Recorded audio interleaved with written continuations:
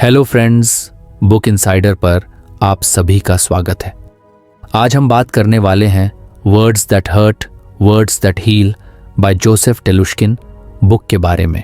शुभम एक साधारण इंसान था।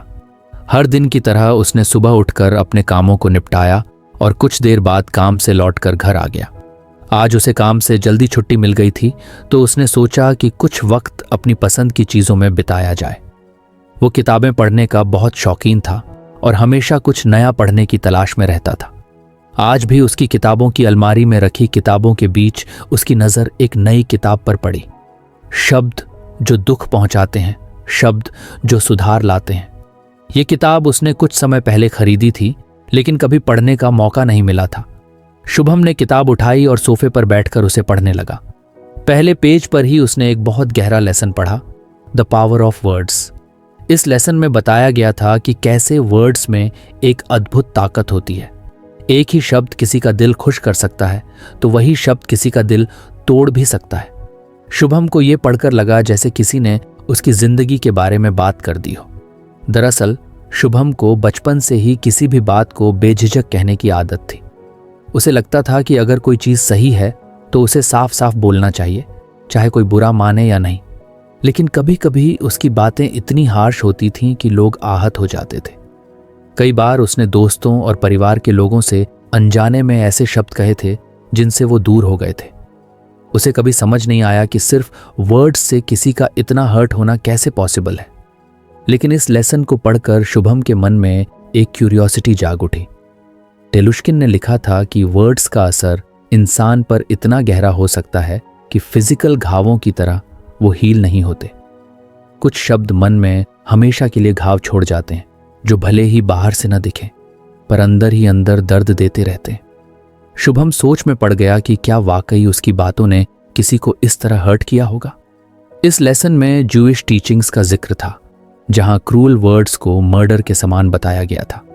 इसका मतलब यह था कि जैसे कोई इंसान किसी के फिजिकल वुंड्स को ठीक नहीं कर सकता, वैसे ही हार्श वर्ड्स से किसी के मन पर हुए घाव को मिटाना भी मुश्किल है। शुभम को यह कॉन्सेप्ट बहुत पावरफुल लगा। उसने सोचा कि क्या वो भी कभी ऐसे वर्ड्स कह चुका है जो किसी के दिल में हमेशा के लिए रह गए हों। उसके दिमाग में कुछ पुराने इंसिडेंट्स घूमने लगे।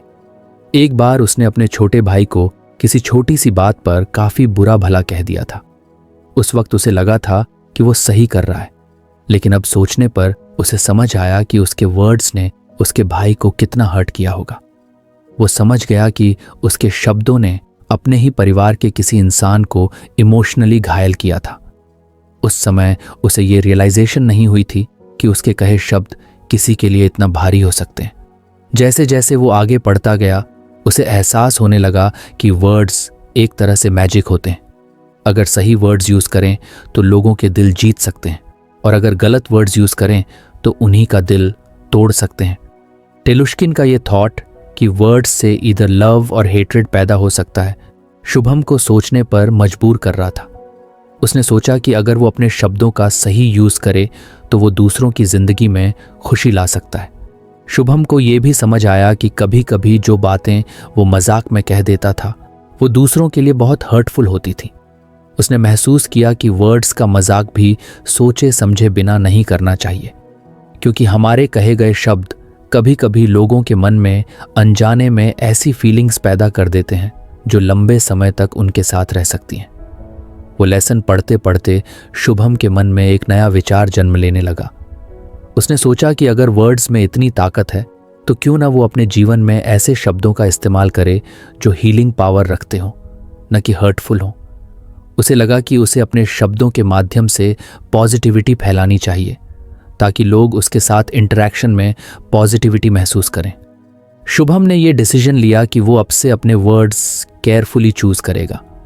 उसने सोचा कि आगे से जब भी वो किसी से बात करेगा तो ये सोचकर करेगा कि उसके वर्ड्स किसी को हर्ट ना करें, बल्कि उनके मन को कंफर्ट और सपोर्ट दें।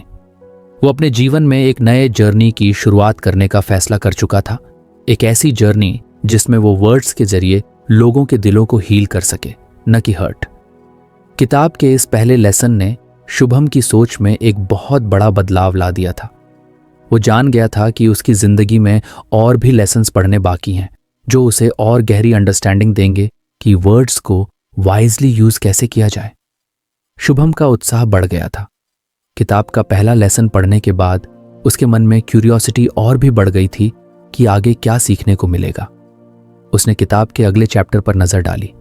इसका नाम था गॉसिप और इसके परिणाम। शुभम ने सोचा, गॉसिप में ऐसा क्या खास है, ये तो हर कोई करता है, इसमें गलत क्या है। लेकिन जैसे ही उसने पढ़ना शुरू किया, उसकी समझ में आया कि यह मामूली लगने वाली बात कितनी गंभीर हो सकती है। टेलुश्किन ने लिखा था कि गॉसिप सिर्फ उस इंसान को ही नहीं हर्ट करता जिसके बारे में बातें हो रही हैं, बल्कि खुद उस इंसान की इंटीग्रिटी को भी नुकसान पहुंचाता है जो गॉसिप कर रहा है। इस थॉट ने शुभम को झकझोर दिया। उसे कभी यह एहसास नहीं हुआ था कि गॉसिप करने से उसकी खुद की क्रेडिबिलिटी भी कम हो सकती है। शुभम को याद आया कि अक्सर वो दोस्तों के साथ बैठकर हंसी मजाक में लोगों के बारे में बातें कर लिया करता था। अगर आपको हमारी फ्री समरी अच्छी लगती है तो आप हमारे चैनल को सब्सक्राइब कर सकते हैं, हमारी मेंबरशिप खरीद सकते हैं या हमें यूपीआई के थ्रू सपोर्ट कर सकते हैं। अब समरी पर वापस चलते हैं। उसे यह सब हार्मलेस लगता था। उसने कभी सोचा भी नहीं था कि यह उसके कैरेक्टर को कैसे रिफ्लेक्ट कर सकता है। वो इस बारे में आगे पढ़ता गया और समझता गया कि गॉसिप का असर लोगों पर कितना गहरा हो सकता है। किताब में बताया गया था कि गॉसिप सुनने में भले ही मजेदार लगता हो, लेकिन यह अक्सर अनइंटेंडेड कॉन्सिक्वेंसेस के साथ आता है। कभी कभी छोटी सी बात बढ़ते बढ़ते इतनी बड़ी हो जाती है कि किसी का मन ही नहीं बल्कि उसका पूरा जीवन भी प्रभावित हो सकता है। शुभम को इस थॉट ने बहुत प्रभावित किया। वो सोचने लगा कि अगर उसकी बातों ने कभी किसी को इमोशनल पेन दिया हो तो वो खुद को माफ नहीं कर पाएगा। उसे याद आया कि एक बार ऑफिस में उसने अपने एक सहकर्मी के बारे में कुछ बातें कही थीं। उसे लगा था कि वो सिर्फ मजाक कर रहा है, लेकिन बाद में उसे पता चला कि वो सहकर्मी बहुत अपसेट हो गया था। उस दिन शुभम को समझ नहीं आया था कि आखिर इतनी सी बात पर कोई इतना हर्ट कैसे हो सकता है। लेकिन अब उसे टेलुश्किन के लेसन से समझ आया कि उसकी वो मजाकिया बातें असल में गॉसिप थीं और उन्होंने उस व्यक्ति को गहरा दर्द दिया था। टेलुश्किन ने यह भी बताया कि गॉसिप एक तरह का पॉइजन है जो समाज में डिस्कॉर्ड फैलाता है। लोग अक्सर दूसरों की वीकनेसेस और फ्लॉज पर ध्यान केंद्रित करते हैं और इन्हीं की बातें करते हैं, जबकि उनकी अच्छाइयों को इग्नोर कर देते हैं। शुभम ने सोचा कि अगर समाज में हर कोई बस यही करेगा तो पॉजिटिविटी कैसे बढ़ेगी। ये सब बातें उसे भीतर तक छू गईं। उसने पहली बार महसूस किया कि उसकी बातें दूसरों के दिलों पर किस तरह का असर डालती हैं। गॉसिप के नुकसान के बारे में पढ़ते पढ़ते शुभम को एक और पुरानी घटना याद आ गई। कॉलेज के दिनों में उसने और उसके दोस्तों ने एक सहपाठी के बारे में कुछ बातें कही थीं। वो बातें मजाक में थीं, लेकिन वो सहपाठी जब वो बातें सुनकर अपसेट हुआ तब भी शुभम और उसके दोस्त ये सोचकर हंस रहे थे कि अरे उसने दिल पर ले लिया।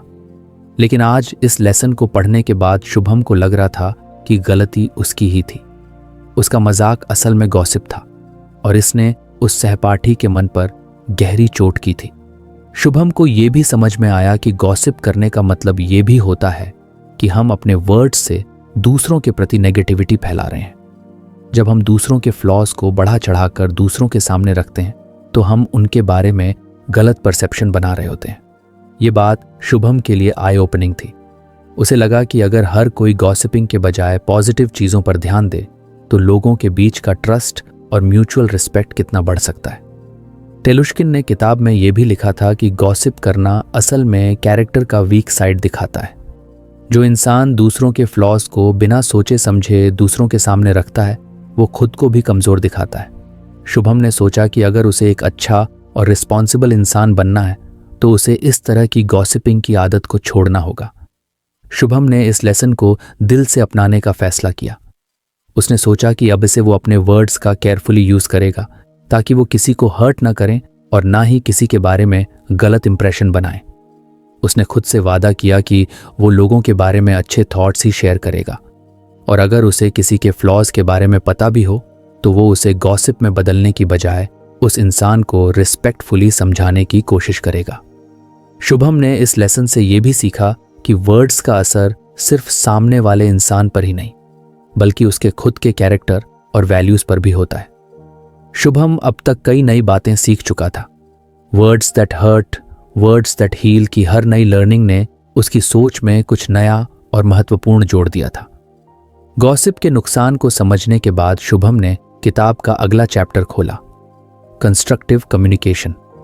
शुभम को पहले तो समझ नहीं आया कि यह लेसन किस बारे में होगा। उसने सोचा, कम्युनिकेशन तो एक सिंपल चीज है, इसमें कंस्ट्रक्टिवनेस जोड़ने की क्या जरूरत है। लेकिन जैसे ही उसने पढ़ना शुरू किया, उसकी सोच बदलने लगी। टेलुश्किन ने इस चैप्टर में बताया था कि अगर कम्युनिकेशन कंस्ट्रक्टिव हो तो यह कॉन्फ्लिक्ट्स को हैंडल करने का एक बेहतर तरीका बन सकता है। यह सिर्फ बात करने का तरीका नहीं था, बल्कि एक ऐसी स्किल थी जिसमें आर्ट और अंडरस्टैंडिंग दोनों की जरूरत होती है। इस लेसन में सबसे पहले शुभम का ध्यान एक लाइन पर गया, एक्सप्रेसिंग क्रिटिसिज्म विदाउट ह्यूमिलिएशन। उसे यह बात बहुत इंट्रीगिंग लगी।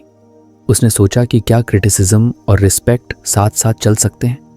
वो अब तक यही मानता था कि जब भी किसी की गलती बतानी हो तो उसे साफ साफ कह देना चाहिए, चाहे वो कैसे भी रिएक्ट करे।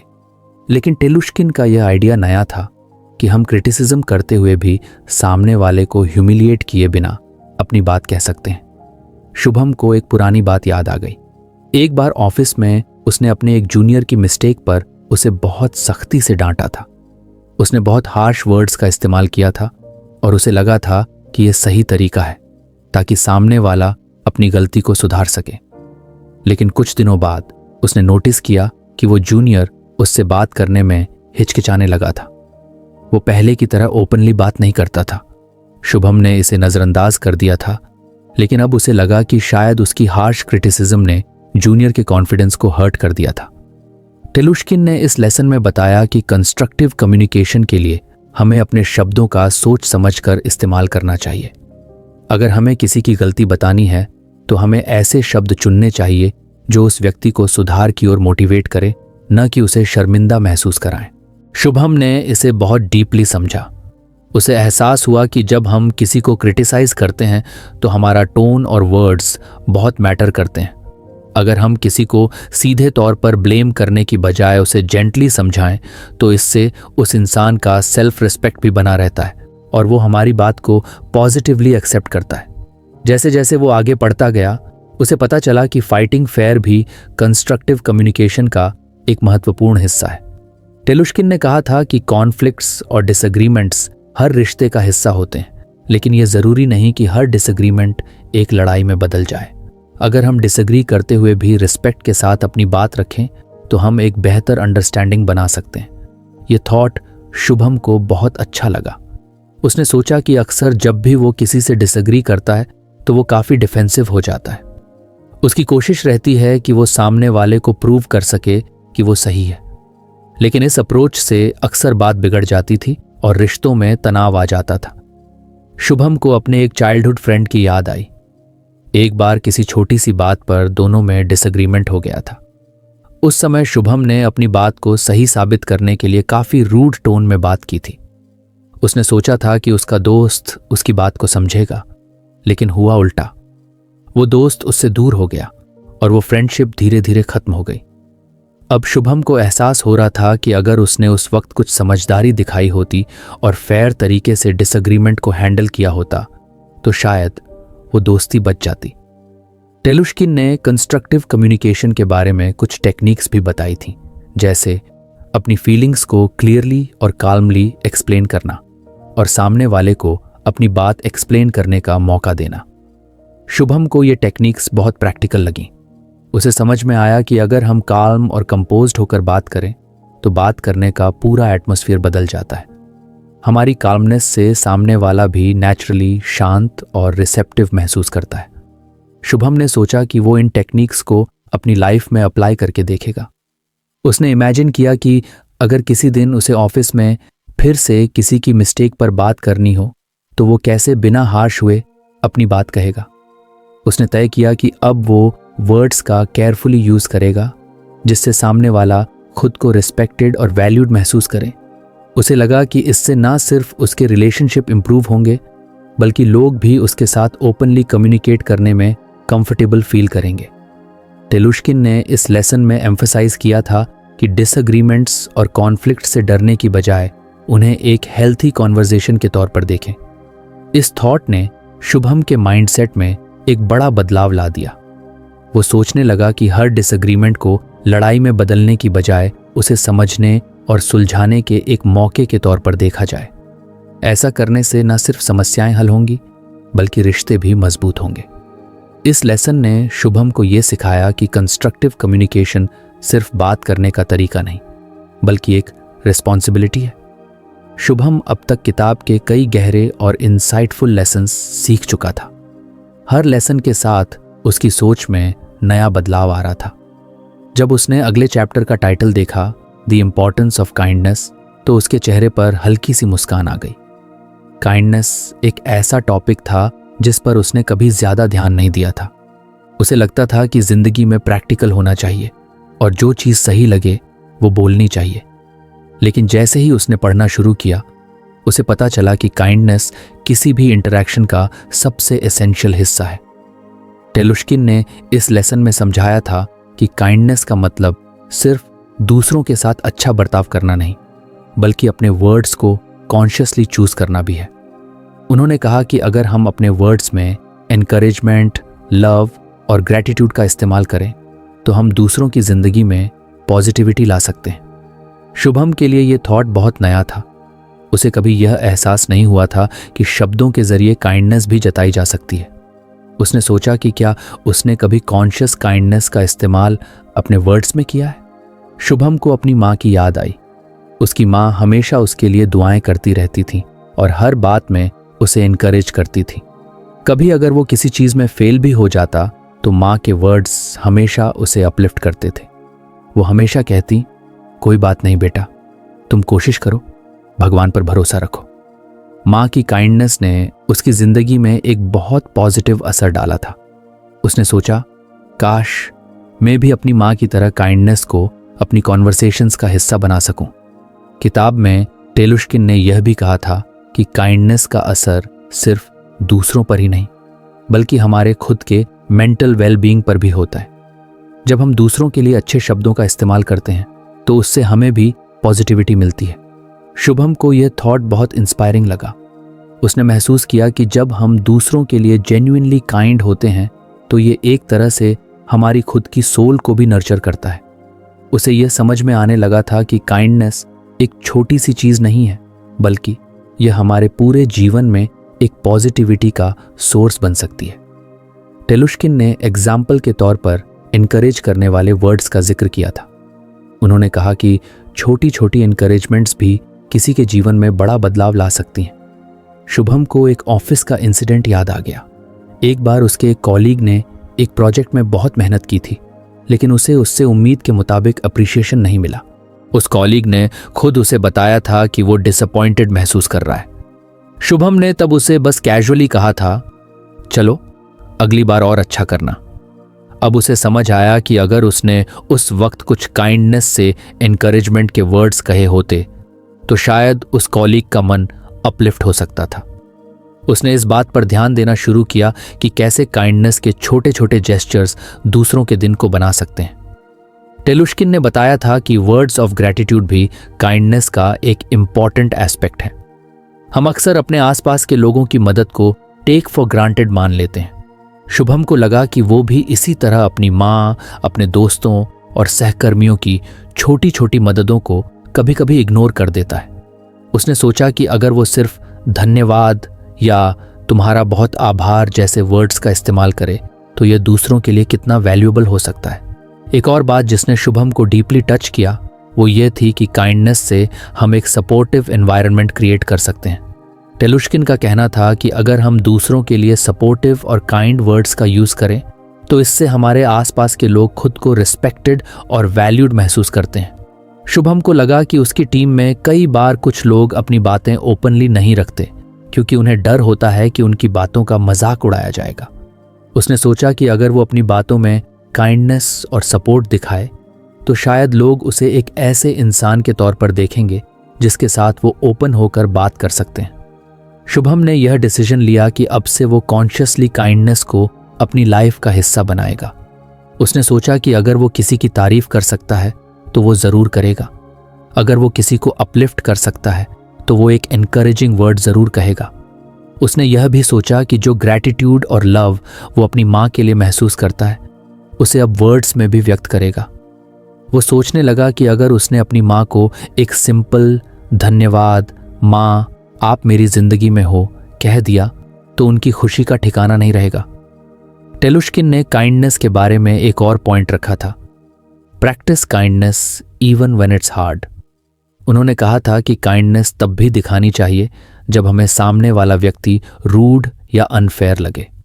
शुभम को लगा कि यह बहुत चैलेंजिंग हो सकता है, लेकिन इसी में असली स्ट्रेंथ है।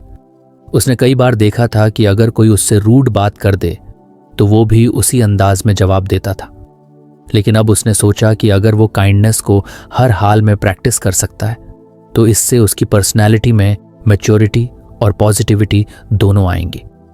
इस लेसन ने शुभम के दिल में एक गहरी अंडरस्टैंडिंग पैदा कर दी थी कि काइंडनेस का मतलब सिर्फ अच्छे वर्ड्स नहीं बल्कि एक पॉजिटिव इंटेंट भी है। शुभम अब तक बहुत कुछ सीख चुका था। Words that hurt, words that heal के हर लेसन ने उसे उसकी जिंदगी के हर पहलू को नए नजरिए से देखने का मौका दिया। काइंडनेस, कंस्ट्रक्टिव कम्युनिकेशन और गॉसिप जैसे टॉपिक्स पर उसे वो समझ मिली थी जो उसने पहले कभी नहीं सोची थी। जब उसने किताब का आखिरी चैप्टर खोला, ethical speech as a daily practice, तो उसकी क्यूरियोसिटी और भी बढ़ गई। उसने सोचा, एथिकल स्पीच को डेली प्रैक्टिस कैसे बना सकते हैं? क्या यह प्रैक्टिकली पॉसिबल है? टेलुश्किन ने इस लेसन में एक कॉन्सेप्ट की बात की थी, स्पीक नो इविल डे।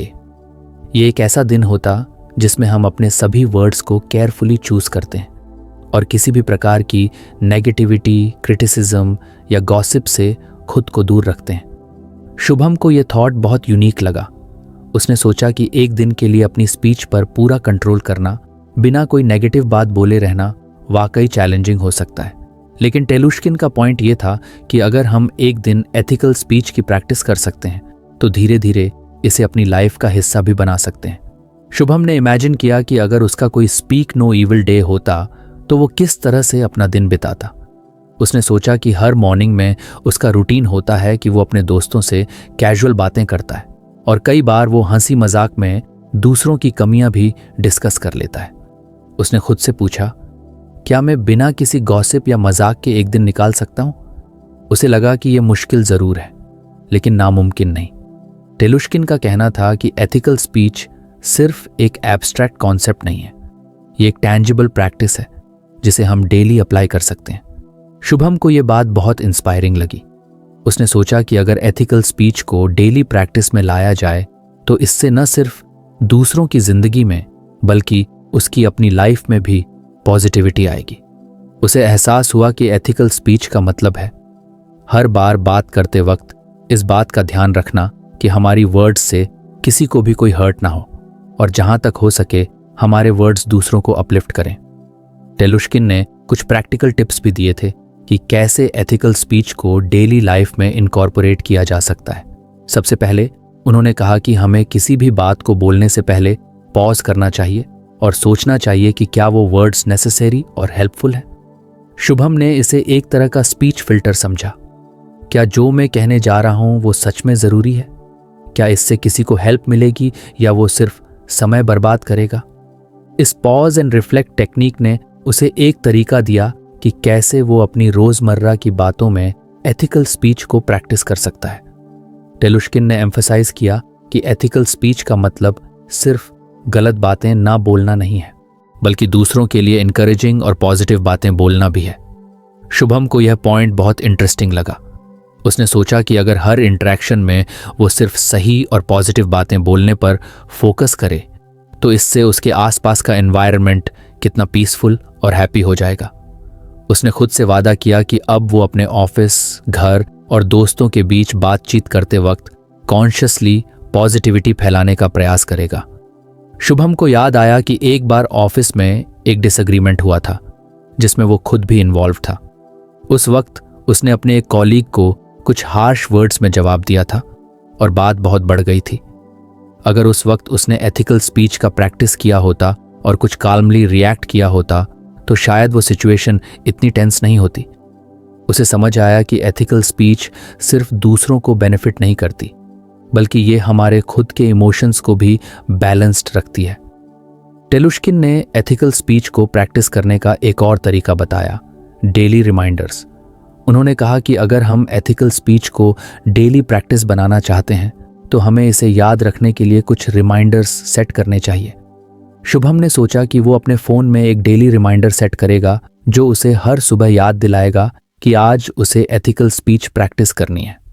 उसने इमेजिन किया कि जब उसके पास एक कांस्टेंट रिमाइंडर होगा तो वो ज़्यादा अवेयर रहेगा कि क्या बोलना है और कैसे बोलना है।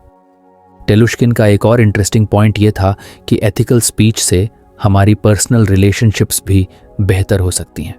जब हम कॉन्शियसली एथिकल तरीके से बोलते हैं तो लोग हमारे साथ ओपन और कंफर्टेबल फील करते हैं। शुभम को एहसास हुआ कि उसके रिश्तों में कभी कभी टेंशन इसी वजह से आ जाती है क्योंकि वो अपनी बात बिना सोचे समझे बोल देता है। अब उसने ठान लिया कि वो अपने हर इंटरैक्शन में वर्ड्स को थॉटफुली चूज करेगा ताकि उसके रिलेशनशिप्स में ऑनेस्टी और वार्मथ बनी रहे। शुभम ने यह भी समझा कि एथिकल स्पीच का प्रैक्टिस उसके खुद के कैरेक्टर को भी स्ट्रेंथन करेगा।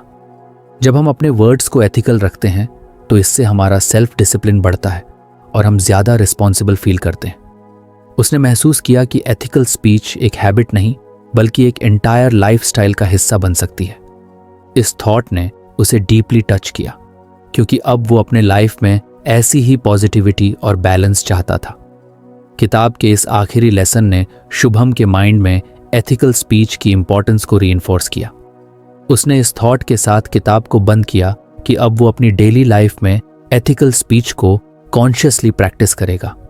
शुभम ने किताब words that hurt, words that heal की जर्नी खत्म कर दी थी, लेकिन जो लर्निंग्स उसने पाई थीं वो उसके साथ हमेशा रहने वाली थीं।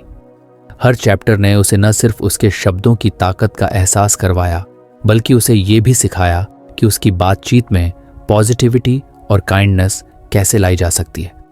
उसने ये महसूस किया कि जब तक वो अपने वर्ड्स को थॉटफुली यूज नहीं करता तब तक वो सच में अपनी रिलेशनशिप्स को पॉजिटिवली इम्पैक्ट नहीं कर सकता। जब उसने किताब का आखिरी lesson ethical speech as a daily practice पढ़ा था तो उसे लगा कि अब वो अपने जीवन में एक नए सफ़र की शुरुआत कर सकता है। एथिकल स्पीच को अपनी ज़िंदगी का हिस्सा बनाना उसके लिए चैलेंजिंग ज़रूर था, लेकिन अब उसे लगने लगा था कि अगर वो डेली कॉन्शियस एफर्ट करे तो धीरे धीरे ये उसकी पर्सनैलिटी का हिस्सा बन सकता है। कुछ दिनों बाद उसने स्पीक नो ईविल डे का एक्सपेरिमेंट भी किया। उसने खुद से एक दिन के लिए वादा किया कि वो किसी भी तरह की नेगेटिव बात नहीं करेगा, किसी की शिकायत नहीं करेगा और हर व्यक्ति से सिर्फ पॉजिटिव बातें ही करेगा। शुरुआत में उसे कुछ अजीब लगा क्योंकि उसे अपनी हर बात पर पॉज करके सोचना पड़ रहा था, लेकिन जैसे जैसे दिन बीता उसे महसूस हुआ कि वो ज़्यादा माइंडफुल और अवेयर महसूस कर रहा है। उस दिन उसने ऑफिस में अपने एक कॉलीग को अच्छे से काम करने पर ओपनली कॉम्प्लीमेंट किया, जिसने उसकी दोस्ती और भी मजबूत कर दी। शुभम ने एथिकल स्पीच को अपनी डेली लाइफ में इनकॉर्पोरेट करना शुरू कर दिया। अब वो हर बातचीत में कुछ रुककर सोचता था कि वो जो कहने जा रहा है क्या वो सच में ज़रूरी और हेल्पफुल है।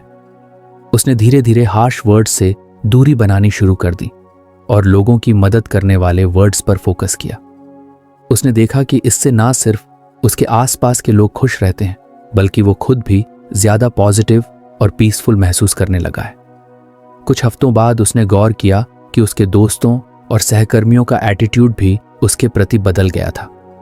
अब लोग उससे ओपन होकर अपनी बातें शेयर करने लगे थे क्योंकि उन्हें शुभम के वर्ड्स में एक वार्मथ और पॉजिटिविटी महसूस होती थी। उसका ऑफिस का माहौल भी उसके लिए पहले से बेहतर हो गया था। जहां पहले वो सिर्फ अपने काम तक सीमित रहता था, अब उसे लोगों के साथ इंटरैक्शन में भी मजा आने लगा था। शुभम को एहसास हुआ कि काइंडनेस, कंस्ट्रक्टिव कम्युनिकेशन और एथिकल स्पीच ने उसकी पर्सनैलिटी में मैच्योरिटी और पॉजिटिविटी का नया रंग भर दिया था। वो अपने अंदर एक नई अंडरस्टैंडिंग महसूस करने लगा था कि वर्ड्स सिर्फ बातचीत का जरिया नहीं होते बल्कि ये एक कनेक्शन बनाने का माध्यम भी होते हैं। उसके शब्दों में अब वो समझ आ गई थी जो उसने कभी नहीं सोची थी कि हमारे शब्दों से न सिर्फ हम खुद को डिफाइन करते हैं, बल्कि ये हमारे आसपास के लोगों की जिंदगी में भी पॉजिटिविटी ला सकते हैं। उसने अपनी माँ के लिए भी ग्रैटिट्यूड को एक्सप्रेस करना शुरू कर दिया था। पहले जहां वो अपनी माँ की बातों को कैजुअली ले लिया करता था, अब वो उनके लिए अपना अप्रिशिएशन ओपनली दिखाने लगा था। एक दिन उसने माँ से कहा, माँ, आपकी दुआओं और एनकरेजमेंट ने मुझे इस मुकाम तक पहुंचाया है। उसकी माँ की आंखों में खुशी के आंसू थे और शुभम ने महसूस किया कि उसकी माँ के चेहरे की वो चमक उसके लिए सबसे बड़ी खुशी थी। शुभम ने इस जर्नी के बाद एक चीज बहुत डीपली महसूस की थी कि शब्दों की शक्ति असीमित है। एक सही समय पर कहे गए एनकरेजिंग वर्ड्स किसी के दिन को बना सकते हैं और हार्श वर्ड्स किसी का आत्मविश्वास तोड़ सकते हैं। उसे अब ये बात अच्छे से समझ आ गई थी कि हमारे शब्दों से ही हमारी दुनिया बनती है। अब वो हर दिन एथिकल स्पीच, काइंडनेस और पॉजिटिविटी के प्रिंसिपल्स को प्रैक्टिस करता था। उसने ये कमिटमेंट कर ली थी कि वो अपनी हर इंटरैक्शन में काइंडनेस और रिस्पेक्ट का ख्याल रखेगा, चाहे वो कितना ही बिजी क्यों ना हो। अब उसकी जिंदगी का मकसद सिर्फ प्रोफेशनल सक्सेस नहीं, बल्कि अपने आसपास एक पॉजिटिव और अपलिफ्टिंग एनवायरनमेंट बनाना भी था। इस जर्नी ने शुभम को वो विजडम और मैच्योरिटी दी थी जिसकी उसे हमेशा से जरूरत थी। उसे अपनी जिंदगी में एक नए पर्पस का एहसास हुआ था कि उसे न सिर्फ खुद की लाइफ बेहतर बनानी है, बल्कि अपने वर्ड्स से दूसरों की जिंदगी में भी पॉजिटिविटी और खुशी लानी है। शुभम ने words that hurt, words that heal पढ़ने के बाद अपनी जिंदगी में कई गहरे बदलाव महसूस किए। इस किताब ने उसे वर्ड्स की ताकत और उनके असर को समझने में मदद की। हर चैप्टर ने उसे सिखाया कि वर्ड्स न सिर्फ हमारी बातचीत का हिस्सा है, बल्कि ये रिश्तों को मजबूत या कमजोर भी बना सकते हैं।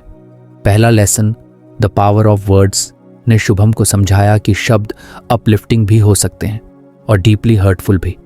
उसने जाना कि हार्श वर्ड्स, चाहे अनजाने में कहे जाएं, दूसरे पर गहरा असर छोड़ सकते हैं। अब वो अपनी बातों में ज्यादा माइंडफुल होने लगा और कोशिश करता कि उसके शब्द दूसरों को अपलिफ्ट करें। फिर गॉसिप और इट्स कॉन्सिक्वेंसेस चैप्टर में उसने जाना कि गॉसिप न सिर्फ दूसरों को नुकसान पहुंचाता है, बल्कि ये गॉसिप करने वाले की क्रेडिबिलिटी को भी कम करता है। उसने महसूस किया कि कैजुअल बातों में की जाने वाली गॉसिप भी रिलेशनशिप्स को नेगेटिवली इम्पैक्ट कर सकती है। इस लेसन के बाद शुभम ने गॉसिप से दूर रहना शुरू कर दिया। कंस्ट्रक्टिव कम्युनिकेशन लेसन में टेलुश्किन ने सिखाया कि डिसएग्रीमेंट्स में भी एक डिग्निफाइड और रिस्पेक्टफुल तरीका होना चाहिए। शुभम ने इस लेसन को अपने रोजमर्रा के इंटरैक्शंस में अपनाया, जिससे उसके प्रोफेशनल और पर्सनल रिश्ते बेहतर होने लगे। उसने क्रिटिसिज्म में भी ऐसी लैंग्वेज का इस्तेमाल करना सीखा जो सामने वाले को हर्ट ना करे। द इम्पॉर्टेंस ऑफ काइंडनेस ने शुभम को काइंडनेस की ताकत से रूबरू कराया। उसने जाना कि सिर्फ एक्शंस में ही नहीं, बल्कि वर्ड्स में भी काइंडनेस होना चाहिए। उसने कॉन्शियसली अपने वर्ड्स में एनकरेजमेंट और ग्रैटिट्यूड का इस्तेमाल करना शुरू कर दिया। उसने अपनी माँ के लिए अपनी अप्रिशिएशन ओपनली एक्सप्रेस करना शुरू किया, जिससे उनके बीच का रिश्ता और भी मजबूत हुआ। आखिरी chapter, ethical speech as a daily practice, ने शुभम को एथिकल स्पीच को डेली लाइफ का हिस्सा बनाने की इंपॉर्टेंस समझाई। टेलुश्किन ने स्पीक नो इविल डे का कॉन्सेप्ट इंट्रोड्यूस किया, जिससे शुभम ने अपने शब्दों में पॉजिटिविटी और रिस्पेक्ट बनाए रखने की डेली प्रैक्टिस की शुरुआत की। उसने खुद को हर बातचीत में पॉज एंड रिफ्लेक्ट टेक्निक से रेगुलेट करना शुरू किया, ताकि उसके वर्ड्स हमेशा हेल्पफुल और अपलिफ्टिंग हों।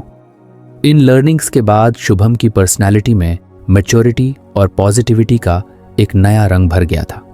उसने अपनी लाइफ का एक नया पर्पस पा लिया था, अपने शब्दों से दूसरों की जिंदगी में पॉजिटिविटी और खुशी लाना। तो फ्रेंड्स, ये थी हमारी आज की बुक समरी। आपको कैसी लगी कमेंट करके ज़रूर बताएं और धन्यवाद आपका समरी एंड तक सुनने के लिए।